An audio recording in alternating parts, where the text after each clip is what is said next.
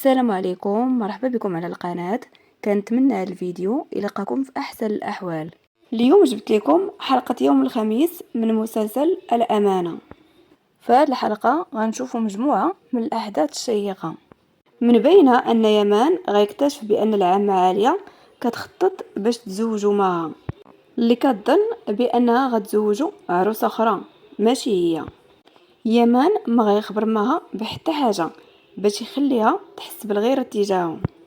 هادشي اللي غيخلي معها تعترف بالحب ديالها ليه قدامهم كلهم. وغنشوفوا ايضا ان عائشة وفريد في خطر، ورئيس العصابة كيهددهم بالقتل وكيطلب منهم يختاروا شكون اللي غيموت هو الاول. وفريد كيدير كل ما في جهده باش يحمي عائشة من داك المجرم. خليكم معايا لاخر الفيديو باش تعرفوا على تفاصيل الحلقة وفرجة ممتعة. البداية مع يمان اللي قال لها واش ما خبرتيها بوالو؟ وعلاش؟ قالت لي ما قلتيها والو لانني سمعت واحد الحاجه ما كانت خاصني نسمعها. سولها اشنو سمعت؟ قالت لي العامه عاليه راه طلقت لك واحد العروسه، سمعتها بودنيا ملي كانت كتهضر مع صاحبتها في التليفون. قالت لها البنت كتحمق وظريفه بزاف وغتجي اليوم للقصر وناويه توجد لكم عشاء مع بعضياتكم. سولها واش متاكده؟ قالت لي متاكده. هي اللي بغات ديرها لك مفاجاه.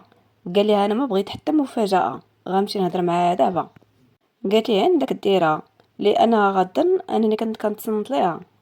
قال لي واخا هكاك انا راه ما بغيتكش تقلقي، غنمشي دابا نحل هذا الموضوع. وفي نفس الوقت بينو عامه عليا كتوجد الاكل. في هذه الاثناء اتصلت بها صاحبتها، قالت لها سمحي لي تلهيت ونسيت ما صونيت ليك، ودارت هوت بارلور.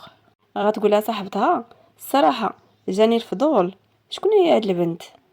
قالت لها في الصراحه هاد البنت ماشي بعيده على يمان، هي دائما في جنبو، هي المربيه اللي عندنا. صدقيني هما راه كيبغيو بعضياتهم بزاف، لكن هما عنيدين وما كيعترفوش بهذا الشيء.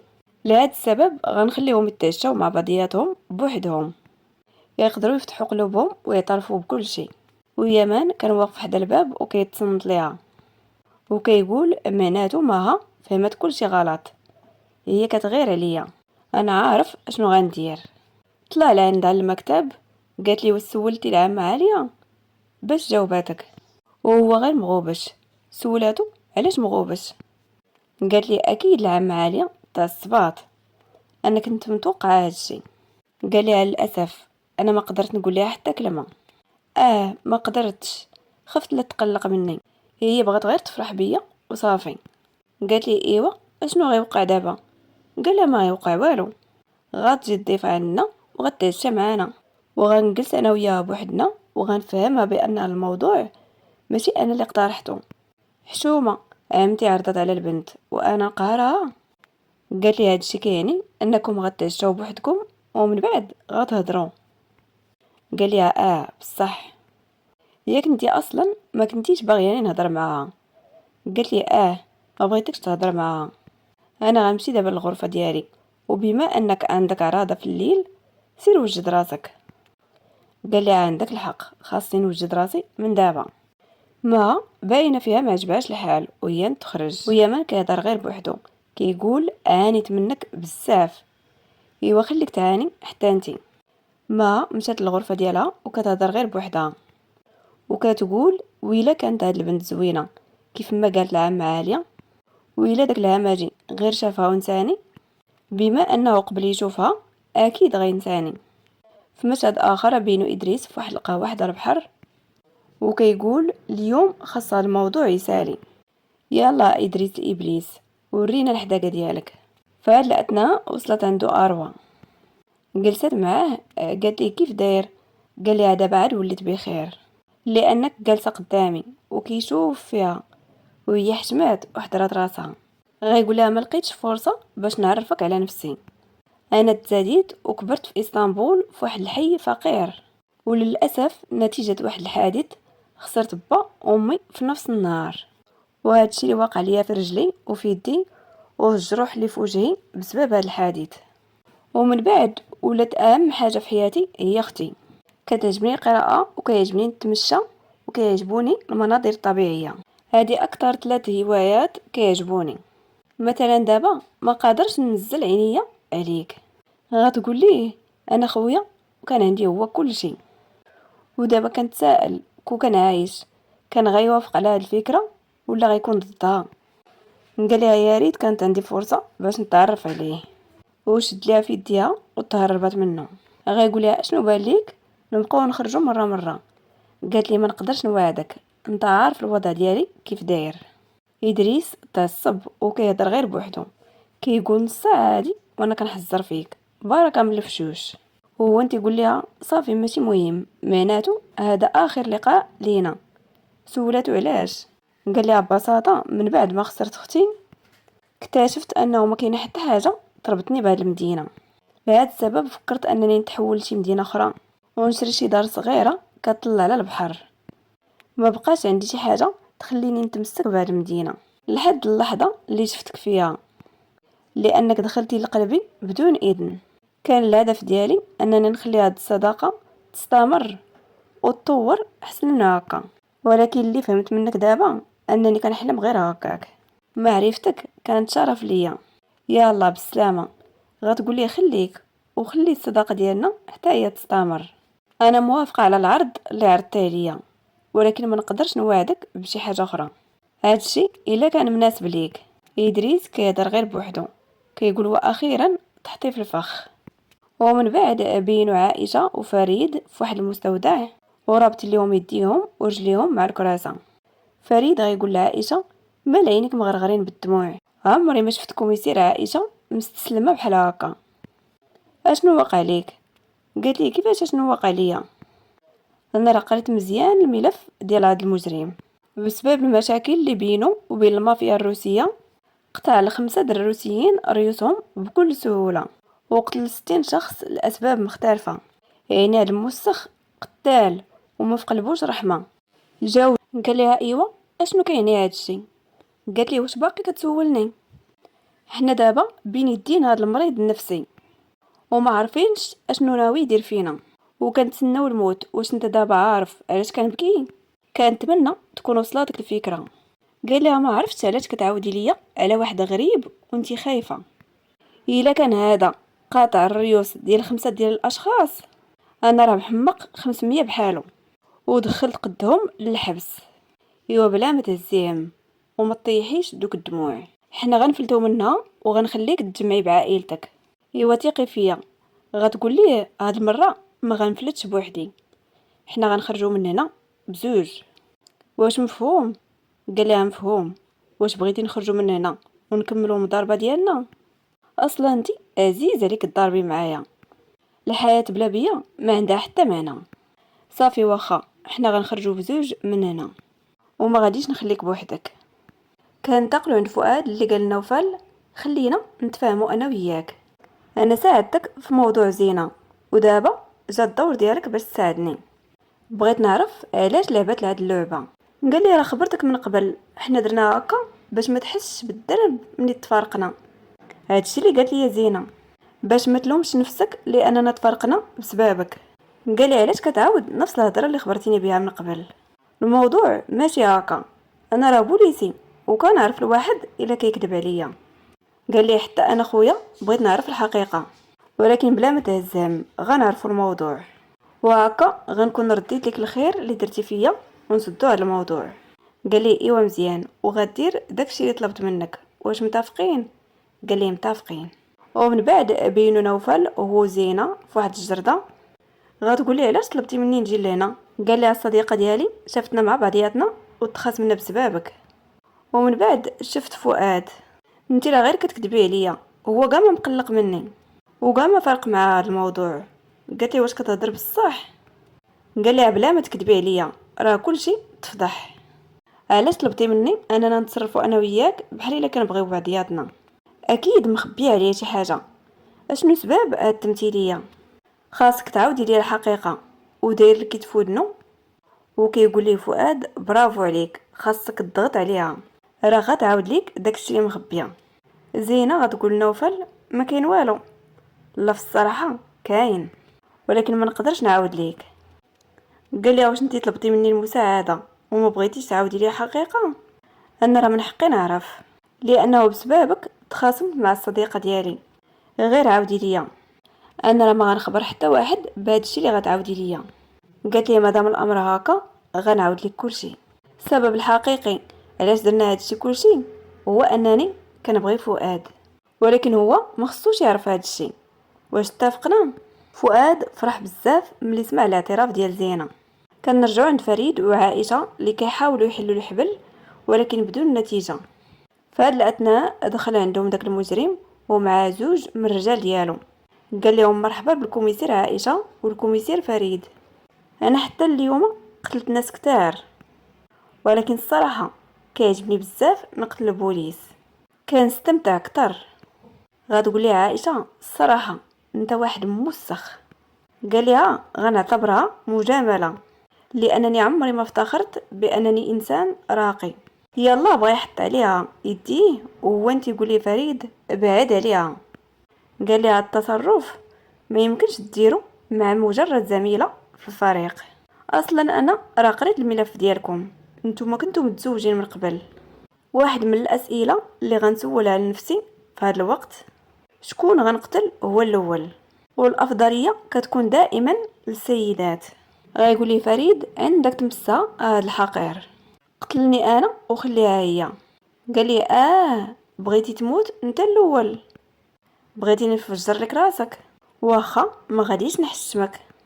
غتقول لي عائشه لا ما تقتلوش قتلني انا.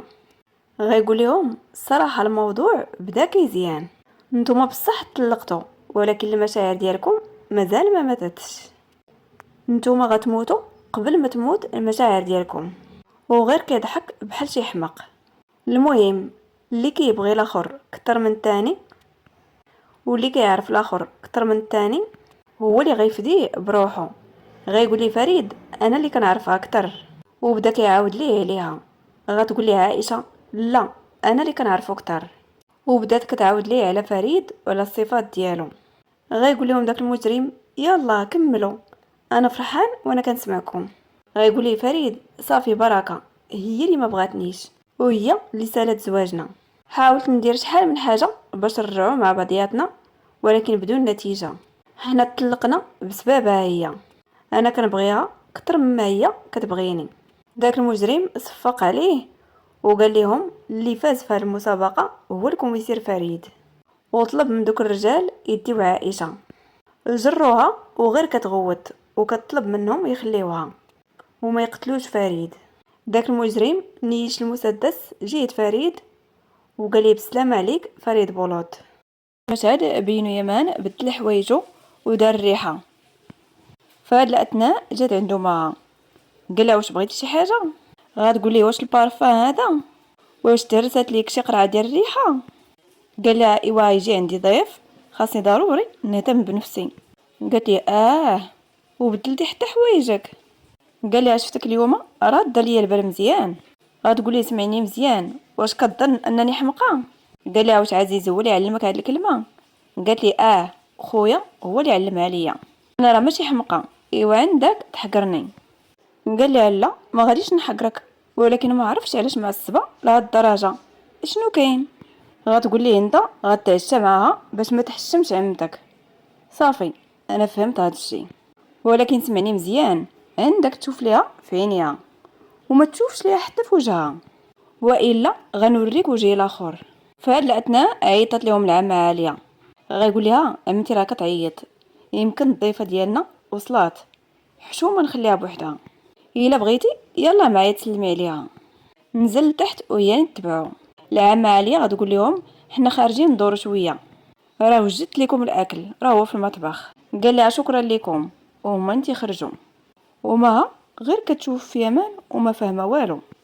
غتقول ليه سمعت العامه عاليه قالت بانها وجدت لنا الاكل. اشنو واش ما غاديش تجي الضيفه ديالك؟ ياك غتعشاو انت وياها. غايقول لها هي راه كاينه هنا واقفه قدامي. سولاتو كيفاش؟ قال لها ملي مشيت نهضر مع عمتي تلاقيتها كتهضر مع صاحبتها في التليفون وكانت كتهضر عليك، انتي هي النصيب ديالي ولكن ما بغيتش نقولها ليك. قالت لي يعني عمتي شافتني انا مناسبه ليك؟ انا ما مصدقاش هذا الشيء، انت من الاول كنتي عارف ودرتي عليا هاد اللعبه الصراحه همجي. قال لي كتستاهلي صيمانه هادي وانتي محمقاني. قلت نحمقك حتى انا. قالت لي انت انسان خايب، وانا فاش كنت كنفكر. غايقول لي عرفت فاش كنتي كتفكري، الغيره ديالك زوينه. هنا يوسف قال لهم راه نسيت اللعبه ديالي، تسناوني نجيبها، ومشى كيجري. حاولت العمه عاليه توقفو ولكن بلا فايده. كنرجعوا لمها اللي قالت لي يمان هادشي اللي درتي فيا خايب بزاف، ما كنتش كنتوقع انك غتلعب بالمشاعر ديالي. قال لي كون سمعتي هضرتي ما غاديش ندير هادشي. قالت لي ياك وبغيتي تعطيني درس. ايوا صافي، ملي رجعوا غنوقف قدامهم كلهم وغنخبرهم بانني كنبغي على الهماجي. غير دورت وجهها وبنت لها العمه عاليه مع يوسف وسمعوا كل شيء. يوسف طلع كيجري للغرفه ديالو وسد عليه الباب. كتدق عليه معها وكتطلب منه يحل الباب ولكن والو. قال لها لا ما غاديش نحل. لحق عليها يمان والعمه عاليه اللي قالت لها فرحت لكم بزاف بنتي، من شحال هادي كنشوفك مناسبه ليمان، الله يفرحكم. قالت لها شكرا عمتي، ولكن يوسف. قالت لها ماشي مشكل غنهضر معاه. دقات عليه طلبت منه حل ليها الباب ودخلت لعندو. ما غتقول لي يمان واش عجبك دابا هادشي اللي وقع؟ اكيد غيكون سمع كل شيء وتقلق مني. اشنو غنديرو دابا؟ يعلم الله فاش كيفكر. باينه ما باغيش، انا مستحيل نكمل في هادشي وهو ما موافقش. قال لها غير تهدني شويه، يوسف راه كيبغيك بزاف، يقدر غير تفاجئ لانه عرف بهاد الطريقه. بلا ما تهزيهم انا غنحل هذا الموضوع. قالت ليه كون كان الموضوع كيف ما كظن ما كانش غيدخل الغرفه ويسد عليه الباب، وما كانش رفض يهضر معايا. فهاد الاثناء خرجت عندهم العمه عاليه هي ويوسف. انا وحفيدي فكرنا في داكشي اللي وقع ووصلنا لواحد القرار. ويوسف مد يديه وكانوا فيها زوج خواتم. غتقول لهم العمه عاليه انا في الراي ديالي من الاحسن نقراو الفاتحه دابا. ما غتسول يوسف منين جاب دوك الخواتم. قال ليها راه صوبتهم تعلمتهم من المدرسه، راه داكشي علاش مشيت كنجري للغرفه. قالت لي يعني انت ما مقلقش مني؟ قال ليها لا، وعلاش غنتقلق منك؟ اصلا انا هادشي اللي بغيت. وهي نتعنقوا. يوسف غيقول لعمو واخا دائما كتعصبها انا كنت عارف بانك كتبغيها. هنا داك المجرم قال فريد انت محظوظ بزاف لان الموت ديالك غيكون على يد واحد بحالي، وهذا الشيء غيتسجل في السي في الخاص بيا. غيقول ليه اصلا كل واحد في هذه الدنيا غيموت في الاخر، ولكن انت من بعد ما تموت انا متاكد بانك غتمشي لجهنم. قال لي بلا ما تهز همي، انت غير فرح بهاد اللحظه، عيش انفاسك الاخيره.